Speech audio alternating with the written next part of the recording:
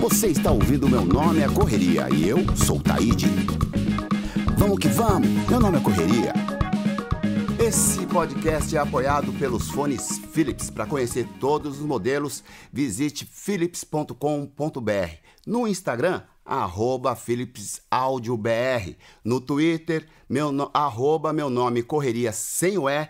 E nas redes sociais, aliás, no site www.meunomeecorreria.com.br. E é aí que você vai ver todos os vídeos de todos os episódios. Firmeza total, família! Por quê? Quem está aqui com a gente hoje é uma convidada muito especial. Correria, como vocês vão poder se ligar. Ela é tetracampeã mundial de skate, primeira mulher do skate no Brasil, já fez sua história. Estou falando de Karen Jones, que quero agradecer aqui a sua atenção e disponibilidade para estar conversando com a gente, contando um pouco da sua história, que é muito interessante e inspiradora.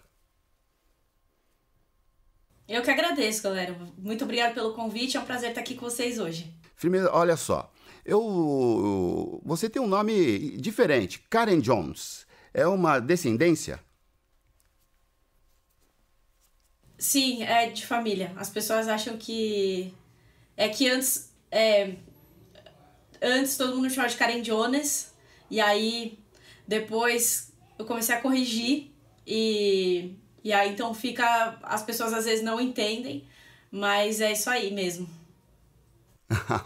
Entendi, mas marcou esse nome. Esse nome é o nome mercadologicamente falando perfeito. E é o nome de uma correria, né?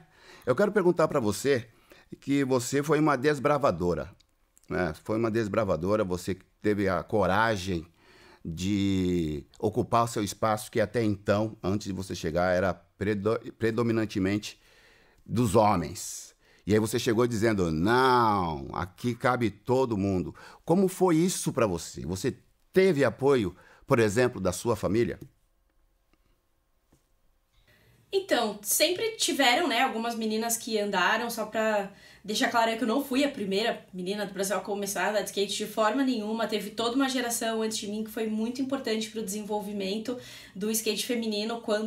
Até quando eu comecei a andar, ter essa geração antes já tinha rolado, assim, várias coisas com elas que permitiram que, pra mim, fosse um pouco mais tranquilo, assim como as coisas que eu passei também permitiram que pra próxima geração fosse um pouco mais tranquilo também. Quando eu comecei a andar, eu não conhecia outras meninas, eu andava realmente mais com os caras e fui conhecer muito tempo depois só. E meus pais, eles apoiavam até a página 2, assim. Eles apoiavam, eles deixavam, mas não apoiavam. Aí, com o tempo, eles foram entendendo que eu gostava muito, que era importante pra mim, conhecendo as pessoas e ganhando confiança, né? Porque pra eles devia ser muito estranho, eles não tinham nenhuma outra referência de meninas que andavam, então eu tava sempre com um monte de cara, indo pra lugares longe, viajando, e eu tinha de 17 pra 18, então assim, também não era tão novinha, mas também já não tinha, assim, toda aquela independência de sair, então era isso, assim, eles apoiavam, mas não... apoiavam mais ou menos no começo. Você teve o lance de você conquistar o seu próprio primeiro skate. Não foi um presente, foi uma conquista, né? Foi, porque... Por isso que eu falo que eles apoiavam mais ou menos, porque eu pedia de presente um skate, assim, eu queria andar, mas eu não conhecia pessoas que andavam, não tinha amigos me empresta pra eu fazer alguma manobra, pra ver se eu gosto, então... Quando eu quis começar a andar, eu pedia pra eles que eles me ajudassem a comprar ou, sei lá, algum jeito de eu conseguir andar, mas eles ficavam me enrolando assim e me davam outras coisas no lugar que eram coisas muito legais, mas que não era o que eu tava pedindo. E aí eu comecei a juntar dinheiro e fazer um bolo de banana, que era uma receita do meu bolo de banana preferido. Até fiz esses dias, mostrei pro pessoal nos stories, um monte de gente fez, é bem facinho de fazer. e fica uma delícia mesmo. E aí eu vendia na escola, tinha vários clientes, minha professora de educação física era a minha maior cliente. E aí fui juntando esse dinheirinho e consegui comprar, montar esse primeiro skate. Com as peças mais simples que tinham, não era nada demais assim, mas na época já era bem incrível. Ah, então quer dizer que você não comprou um skate feito, você comprou as peças e montou o seu skate. Comprei as peças.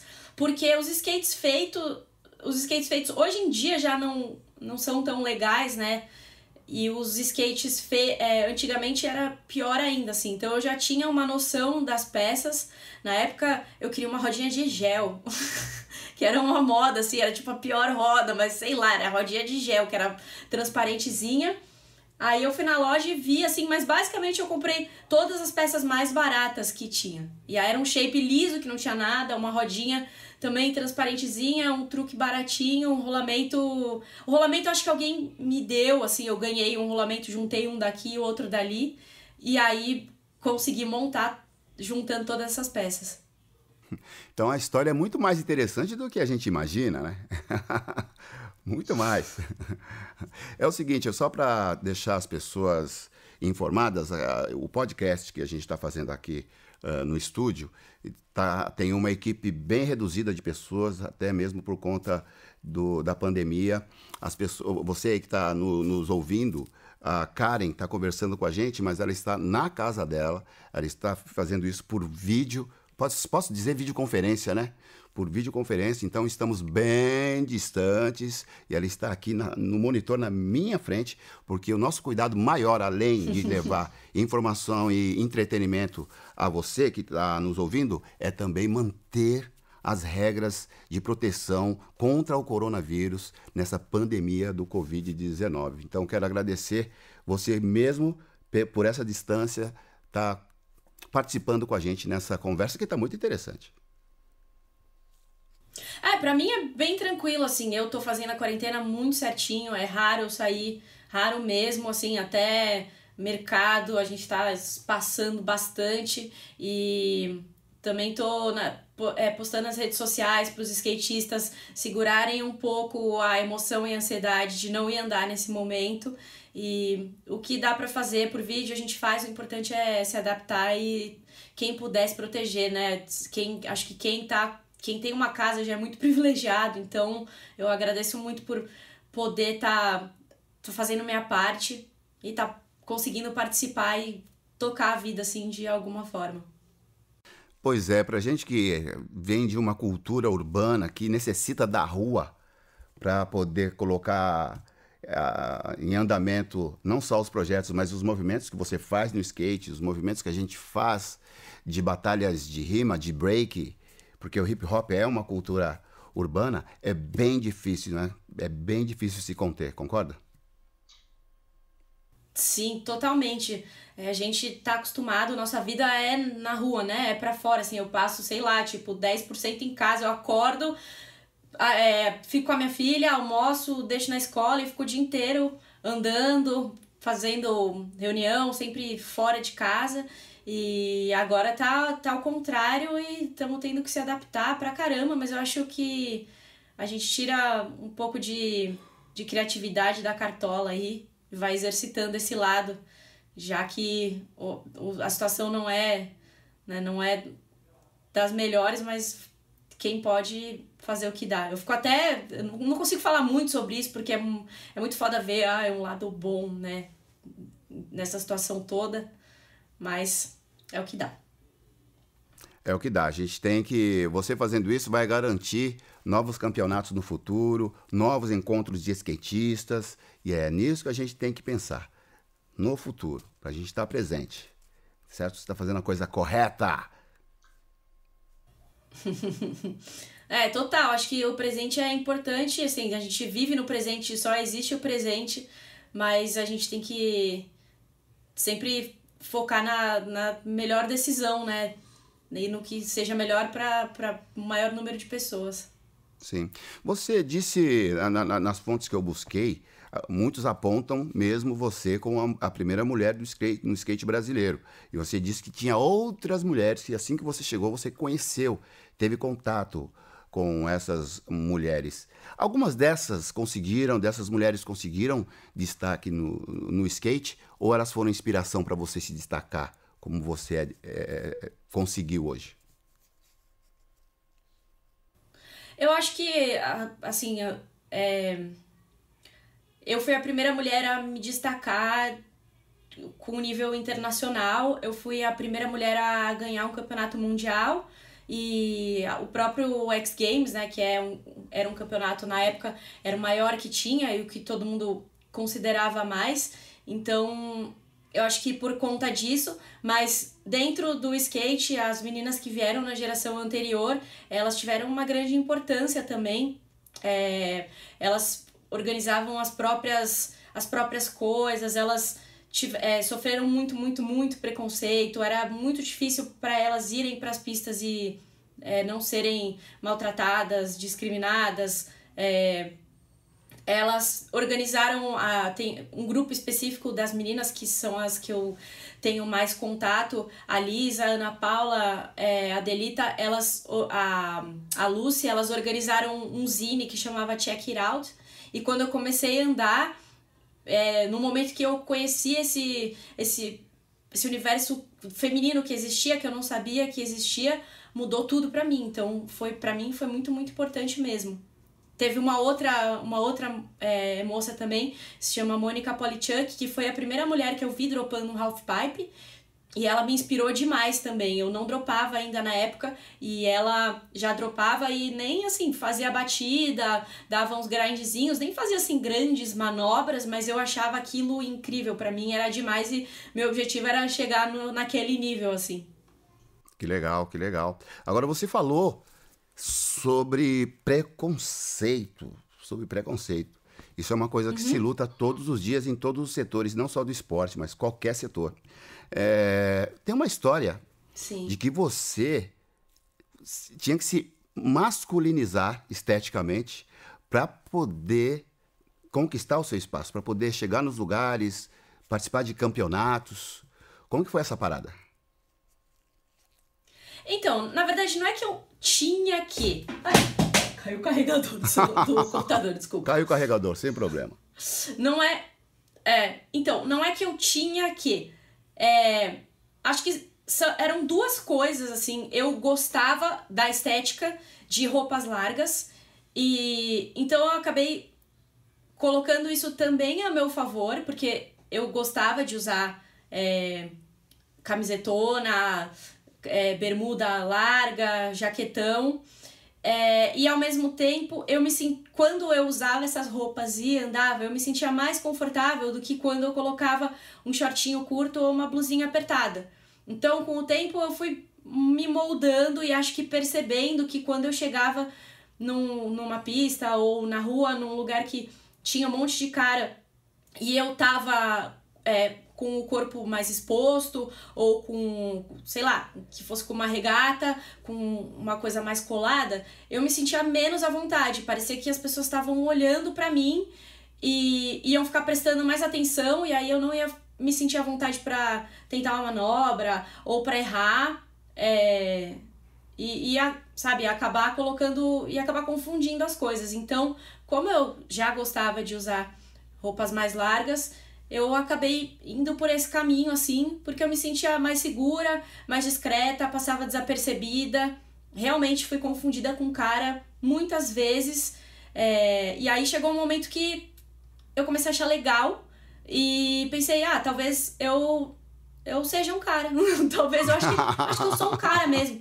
Aí as meninas me começaram a reforçar e me zoavam, assim. Eu tinha uma amiga Patiane que eu andava muito com ela, e ela ficava, ô Karen, tipo assim, ela é ô Karen, me chamava, sabe? E eu achava legal, assim, quando me confundiam com homem, na minha cabeça era um elogio, e é uma piração, né, assim. E aí demorou muito tempo pra eu desconstruir, me sentir à vontade com uma roupa, com a roupa que eu quisesse estar, se ela fosse larga ou se ela fosse justa, sabe? Eu não usava uma roupa larga, assim, eu gostava, mas não era uma opção. Se um dia eu quisesse usar um outro tipo de roupa, eu não me sentia tão à vontade. E hoje eu já acho que eu tenho essa opção. Quando eu quero ir com camiseta eu vou, quando eu quero ir de top eu vou também e me sinto bem das duas maneiras. Eu acho que isso foi uma grandíssima conquista pra gente. Você conquistou esse respeito, então hoje não importa como você se vista, as pessoas vão olhar para suas manobras, né? E eu acho que não foi nem algo que eu conquistei, mas foi uma conquista do skate, assim, em algum momento eu parei de usar roupa larga e comecei a usar a roupa que eu queria, assim, sei lá, comecei a me ligar mais na parte de roupa mesmo, do que eu queria vestir, e aí mudou um pouco, assim. Acho que as pessoas até apontavam que eu era estilosa, que eu usava umas roupas legais. E aí isso começou a fazer parte, assim. Sempre fez, na verdade. Mas eu comecei a prestar mais atenção. Mas eu acho que esse lance de ficar à vontade é realmente um ganho da geração, assim. Foi algo que eu pavimentei lá atrás, mas foi uma construção super coletiva. Até por conta das meninas mais novinhas chegarem agora nesse universo, e para elas não tem essa diferença, porque elas chegam num ambiente tranquilo, num ambiente onde tem aula, onde tem escolinha, onde tem segurança, então elas não se veem ameaçadas ou desafiadas, e elas andam com a roupa que elas foram pra escola ou com a roupa que elas vão pra festa depois. Não tem muito essa separação porque não precisa. E, na verdade, isso acabou me inspirando, né? Acho que foi o contrário, assim. Legal. Seguinte, o skate é uma coisa que surgiu marginal, né? Uma coisa de adolescentes inconsequentes, de maloqueiro de rua. E, de repente, assim como aconteceu no break, eu comecei a dançar break, também era uma coisa marginal e tal, mas hoje é uma categoria olímpica. Assim como o skate também é uma categoria olímpica. Você imaginou isso quando você começou? Que ia chegar em Olimpíada, não, assim. Eu acho que eu já peguei o meio do caminho onde o skate não era tão marginalizado, porque já tinham grandes eventos, grandes campeonatos, como o X Games, o Maluf, Money Cup, do Tour. Eram eventos de grande porte, então já não era aquela coisa totalmente marginalizada, mas ainda era um pouco core, assim, não muito, porque já era uma coisa meio vendida, assim, mas ainda mantinha um pouco. Mas não imaginava, assim, que fosse chegar como um esporte olímpico, porque quando eu comecei a andar, skate não era nem considerado esporte, né? Então, foi uma grande mudança. Você tem vontade de disputar uma Olimpíada? Aí já, acho que isso a gente já vai entrar num outro, vai abrir uma portinha aí que a conversa vai se estender muito, então se a gente, vamos deixar ela fechada e seguir em frente. Como a gente tem tempo reduzido, vamos passar para outra pergunta. É o seguinte, dessa época, né, da garota que foi para os campeonatos, que foi para as praças, para os halves, que conheceu uma galera, que passou por tudo que você passou, e de repente você conquista o seu espaço, conquista o seu nome, é uma pessoa respeitada nesse esporte e, acima de tudo, não, além disso, você é blogger, faz música, mas acima disso tudo você é mãe. Isso era uma coisa possível de se pensar quando você começou? Eu acho que eu sempre... Eu pensava em ter filhos, assim, não era aquela pessoa que quando imaginava o futuro eu falava, não, eu não quero ter filhos. Eu sempre, na minha cabeça, assim, eu queria ter filho, mas não conseguia encaixar isso muito na minha realidade, assim. Não pensava o quanto isso ia mudar minha vida, na prática, como é que ia ser, mas agregou demais, assim, e é muito louco. Eu acho que encaixa uma coisa na outra perfeitamente e é o melhor que poderia ser. E eles também gostam de skate? Andam? Eu não consigo ficar nem de pé, né, parado em cima do skate, não consigo. Eu tenho uma menina de 4 anos e ela gosta, mas ela é aquariana, então ela quer andar sentada de ponta cabeça, com os bonequinhos. E eu acho importante apresentar esse ambiente para ela, até por conta da coordenação motora, do skate tem muito lance da superação, de você não conseguir fazer um movimento e ficar tentando, e aí em algum momento você consegue, você se sente muito potente e capaz por conseguir fazer aquilo, aquela coordenação física que você fez sozinho e conquistou. Então, eu acho importantíssimo para ela estar dentro desse contexto, conhecendo as pessoas, vendo a realidade fora do que ela tá acostumada, né? Fora da bolha, assim. Então, eu acho que skate é algo que pode propiciar para ela, como propiciou para mim. Eu conheci pessoas com uma realidade completamente diferente da minha, desde, assim, pessoas da comunidade, pessoas de outros países, de pessoas de classes sociais acima. Então, é muito louco, é muito rico, assim. Acho que a gente aprende pra caramba na diversidade. Eu fico pensando o seguinte, como foi a primeira vez, quando você conquistou seu primeiro título, não é? Eu fico pensando como foi a festa na sua vida, dos seus pais, dos seus Como foi a amigos. festa? Como foi isso pra você quando você conquistou o primeiro título mundial? Então, o primeiro título foi uma coisa muito louca, porque eu tinha uns amigos que iam todo ano disputar o circuito europeu e, e não tinha campeonato no Brasil de vertical. E aí eles já fazia 2 anos que eles iam e falavam, meu, tem menina lá e é um campeonato com grana. Vai, você tem que ir com a gente. E aí eles ficaram 2 anos tentando me convencer e eu ficava, ai meu Deus, será? Daí consegui. Aí naquele ano eu falei, não, eu vou com eles. E fui. E foi uma coisa assim, totalmente sem planejamento, no sentido de eu não sabia que era um mundial, eu não sabia da importância. Eu só queria participar de um evento que tivesse outras mulheres na minha categoria, porque não tinha aqui. Eu queria ir para um campeonato de vertical pra ver a cena, pra ver as meninas, pra viver isso. E aí chegando lá, eu não fazia ideia de como era o nível das outras meninas, de quem ia estar lá. E aí chegando lá, eu vi que o meu nível era maior do que das outras meninas. E eu nunca ia imaginar, porque eu pensava, nossa, as europeias, né, as americanas, anos de skate, vai ser uma coisa muito louca. E aí cheguei lá, acabei ganhando essas etapas, e foram assim, etapas que foi muito divertido, eu fui competir totalmente sem pressão, num clima de festa, era a primeira vez que eu ia viajar para fora do país, então tava tudo nesse lugar assim de fluência.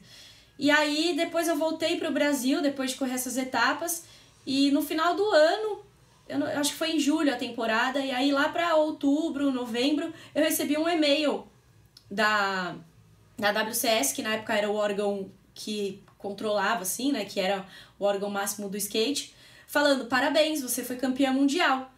E aí eu não entendi o que era.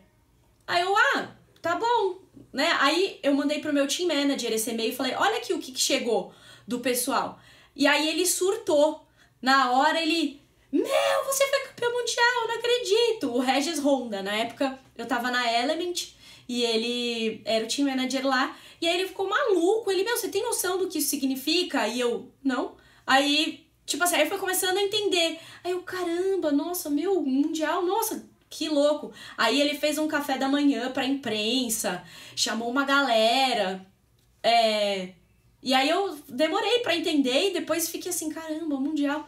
Vou ano que vem de novo. Aí fui no outro ano, com um pouco mais de planejamento, assim. Aí ganhei mais uma vez.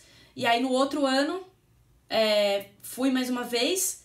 Aí no outro, no quarto ano, assim, daí eu falei, esse ano eu não vou. Aí pulei acho que 1 ou 2 anos.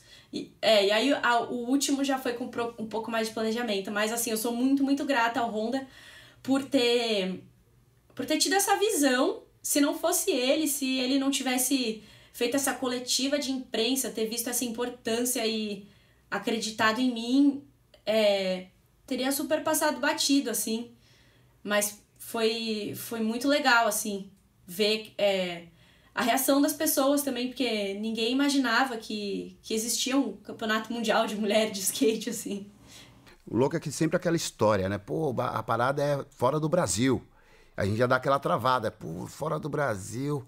Aí você vai lá ver que não tem nada a ver essa parada. É questão de criatividade e competência. Eu tô dizendo, olha, uma vez, é uma coisa que não tem nada a ver com o que você está falando, mas leva ao mesmo ponto.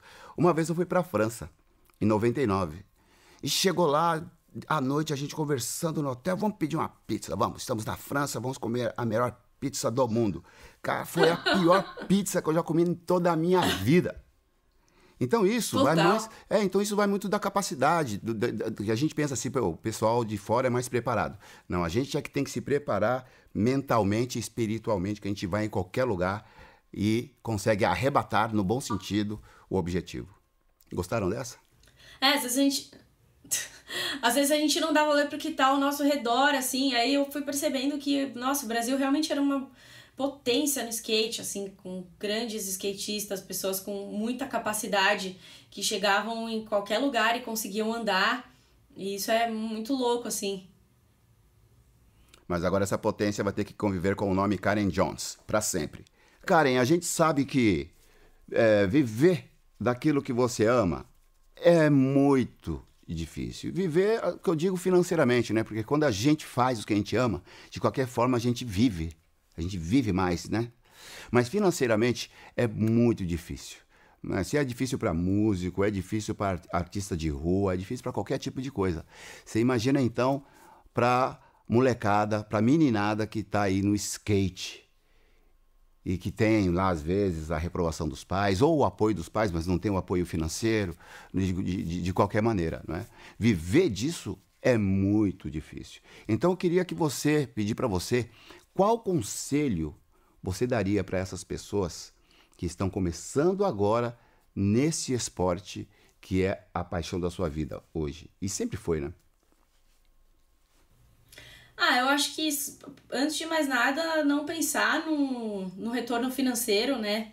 Tipo, se você começar a praticar um skate ou uma atividade que não é pra ser, assim, o objetivo principal não é a remuneração, você já começou errado. Então, às vezes, acontece de você juntar as duas coisas, de você conseguir juntar as duas coisas. Eu acho que tem sempre caminhos, né? Então, às vezes, não ficar tentando ir pelo caminho mais óbvio, o caminho que o outro foi, porque o outro conseguiu fazer isso, eu também tenho que conseguir, tenho que ir por aqui. Não, é olhar pra você, quais são suas potencialidades, o que você tem de melhor, o que você pode oferecer pro mundo de melhor e seguir por aí que a coisa vai fluindo e vem pra você também. Quem tá fora do jogo sempre consegue ver uma jogada diferenciada, mas nem sempre tá vendo o truco, né? Nem sempre tá vendo a carta na manga. Minha mãe me falava sempre isso aí. Menino, você tem que ir no programa daquele homem lá. Você tem que ir lá, você tá sendo bobo. Então, pra ela achava que era só eu chegar lá e falar, quero ir no seu programa de TV, sabe como que é? As pessoas não sabem.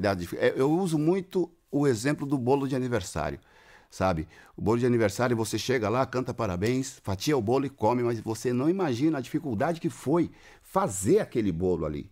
Teve que ter todos os ingredientes, sabe? É muito difícil, sabe? E cada um tem o seu sabor preferido. Não adianta você querer comer o bolo de abacaxi do outro, sendo que você gosta de chocolate. Então, antes de mais nada, é olhar pra você e ver o que tem de legal, porque você ficar se comparando com, ele faz isso bem, eu faço isso mal, eu faço isso melhor do que ele, então eu mereço mais do que ele, isso não vai levar a nada. É verdade. Na minha opinião, eu tinha muitos obstáculos e muitas dificuldades, mas eu optei por não olhar os obstáculos, mas sim como solucionar e como passar aquilo e chegar ao meu objetivo. E aí você acabou fazendo o quê? Um bolo de chocolate com abacaxi. E deu muito certo. Não é verdade? É o seguinte, eu sei que você é musicista. Falei certo, né? Musicista, faz seu som. Eu não sei, você que é. Se estiver certo, você que sabe. Então nós somos. E você trabalha com música Isso também, aí. né? Que tipo de música, que estilo você faz? Então, eu eu faço música há muito tempo, já tive algumas bandas, componho desde que eu era criança, adolescente, mas não ficava soltando algumas coisas, né? Não ficava soltando muitas coisas. Já tive alguns projetos de música em inglês também, mas agora eu tenho feito...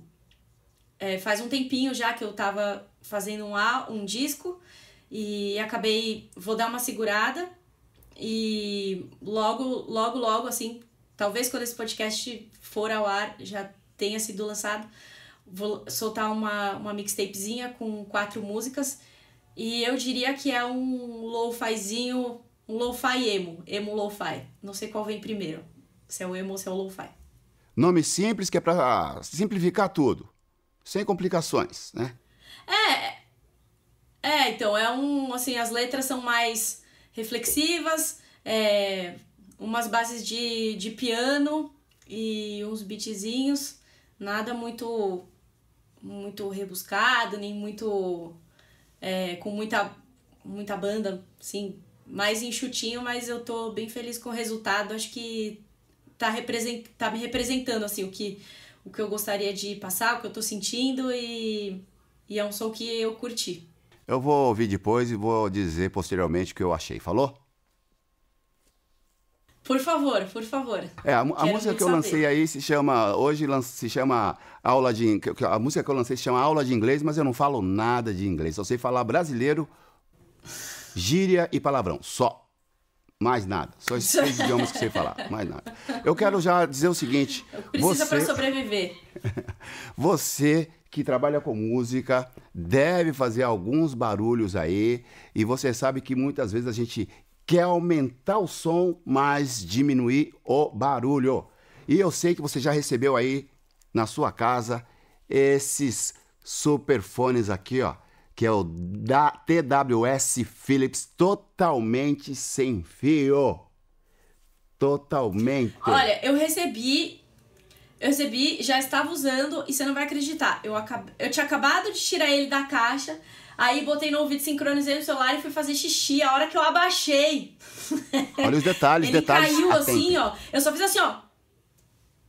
Aí eu dei um tapa, foi tipo por 1 milímetro que ele não caiu dentro da privada. Tinha acabado de tirar o fone da caixa. Tá vendo? O lado bom de ser skatista, além de outras coisas, é o reflexo. Entendeu? O reflexo. Bom, eu espero que você se divirta bastante com este TWS Philips totalmente sem fio, que é muito bonito, por sinal, e que você possa aumentar o seu volume e diminuir o barulho, que esse também é o grande objetivo, né? Sim. Já tô aqui, eu tava com ele assim, aí a minha filha falando e eu com o cabelo por cima, eu tipo, filha, não tava escutando nada. É o seguinte... Não vou ficar fazendo isso sempre, mas foi só naquela hora. Karen Jones. Esse nome é muito legal de falar, hein? Karen Jones. Pra quem quiser conhecer... Eu tenho vários amigos que falam isso e ficam repetindo meu nome, porque eles falam, é muito bom ficar falando seu nome, e ficam repetindo assim no loop. É o seguinte, para as pessoas que quiserem conhecer mais do seu trabalho, conhecer mais Karen Jones, pessoa e atleta do skate, onde essas pessoas podem encontrar as informações? Tô no Insta, @Karen Jones, tem o Facebook, também tem a página, no YouTube eu tô como Garagem de Unicórnio, é o meu canal, mas se você colocar meu nome vai encontrar também. E Garagem de Unicórnio? Garagem de Unicórnio? É o nome do canal. Que viagem, né? Isso é viagem. Agora, aqui, é uma você viagem.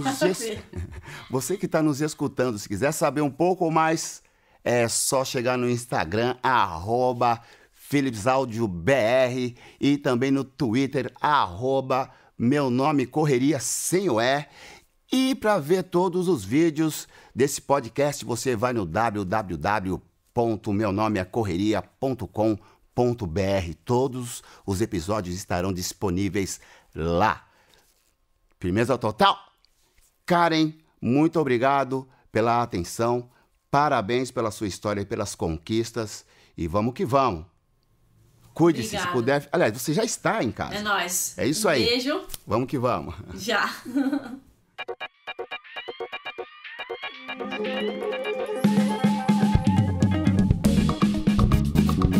Você está ouvindo Meu Nome é Correria e eu sou Taíde.